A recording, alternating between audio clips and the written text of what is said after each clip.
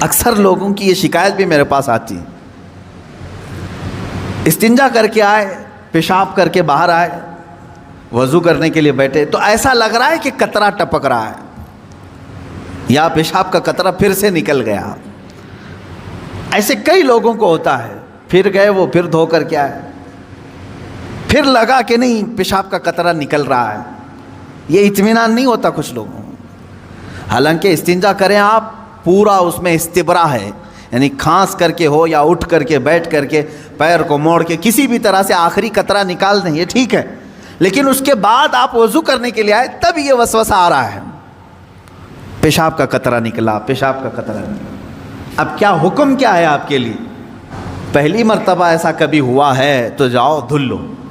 ایک بار ایسا ہوا کہ پیشاب کا قطرہ ٹپکا ہے یا لگ رہا ہے، جاؤ دھل کے آ جاؤ۔ پھر ایک مرتبہ ایسا ہوا ہے کہ وضو کرنے بیٹھا ہوں، ایسا لگا کہ پیشاب کا قطرہ ٹپک گیا، جاؤ دھل کے آؤ اور اتنا حصہ جہاں کپڑے میں لگا اس کو بھی دھل لو۔ تیسری مرتبہ بھی ایسا ہوا ہے، دھل لو۔ اب اس کے بعد شریعت کہتی ہے اب نہیں جانا اس کے بعد۔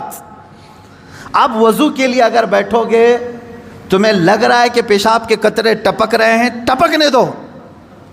تم پانی لے لو ایک چلو میں اور اس جگہ پر چھڑک دو پانی وہاں پر اس کپڑے کے اوپر چھڑک دو۔ کیوں؟